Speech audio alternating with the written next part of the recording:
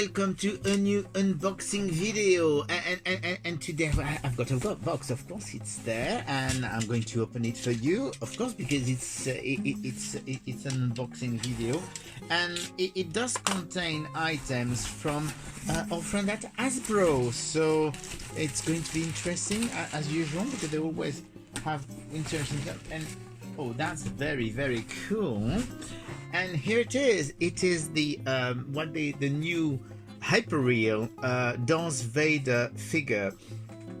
So for those who don't know, basically Hasbro has decided to do a new scale of figure. It's a bit like, you know, Hot Toys or even Mego, because it's like having Hot Toys but at the Mego scale, if it makes any sense. So basically the concept is to have a highly articulated, high quality action figure with what they call an endoskeleton. So basically you do have a skeleton inside that's fully articulated, but you don't see the articulation. So here you go. So that's the box. The box already is very nice. You can have a peek at the figure here, but you will see it better later. There's lots of refraction, and you can see in the back that you've got the figure.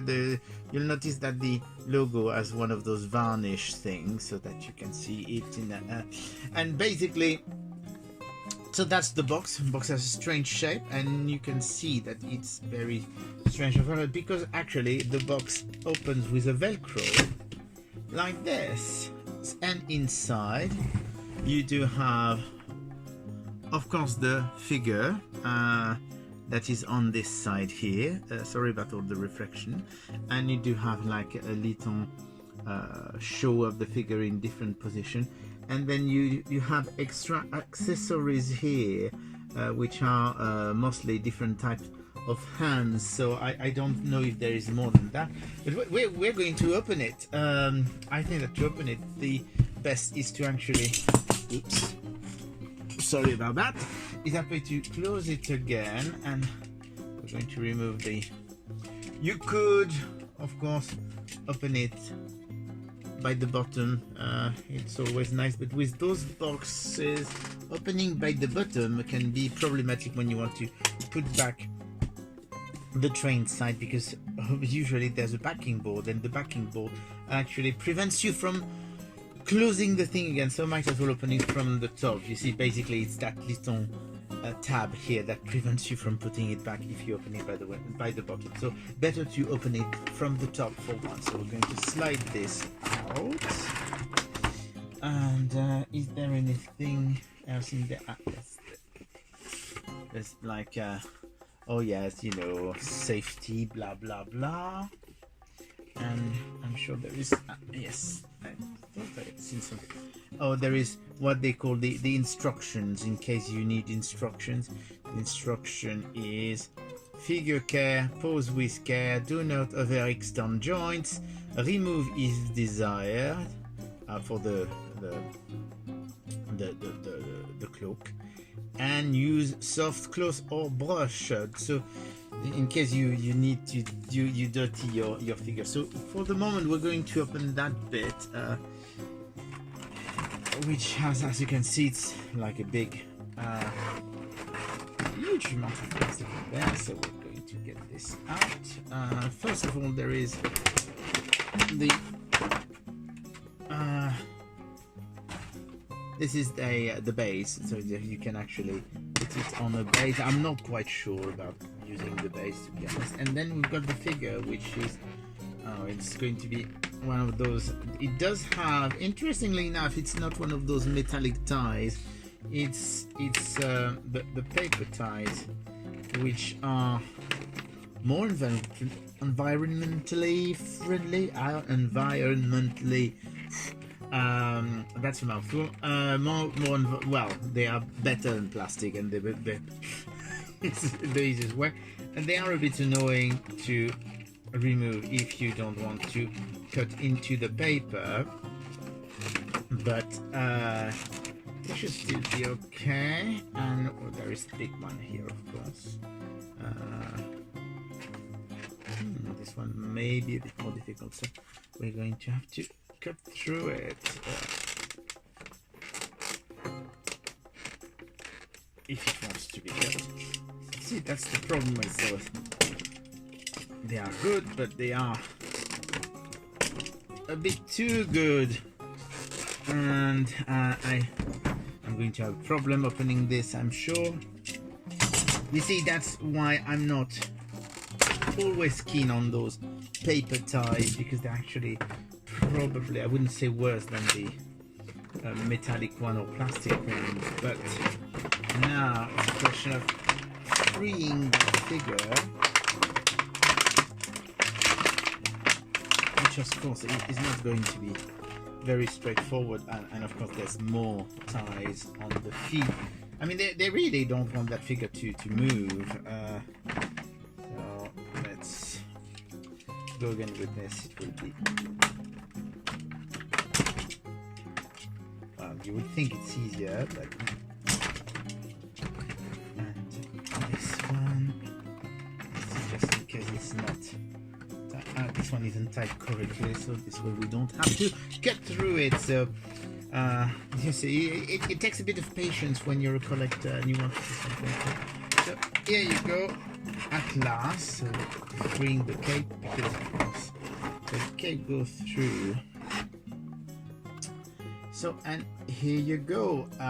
This is the Hyperreal Darth Vader. So as you can see here, none of the articulations are showing. This is actually a rubberized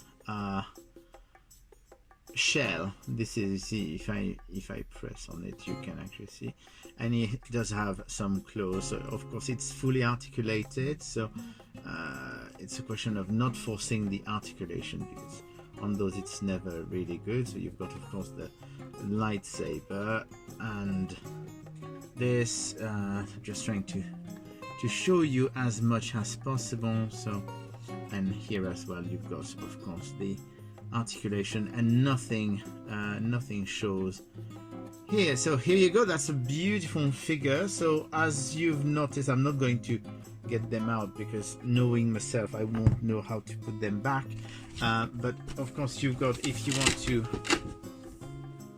swap accessories, you do have a selection of hands here, as well as, let me check just in case, because I'm going to check. I mean, let's go for it, because I am suspecting that there may be some items that don't show through the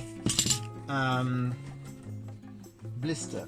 So we're going to open that bit as well. This way we will know for sure that we've got everything out. So here you go, and so you do have one of those force effect when he's basically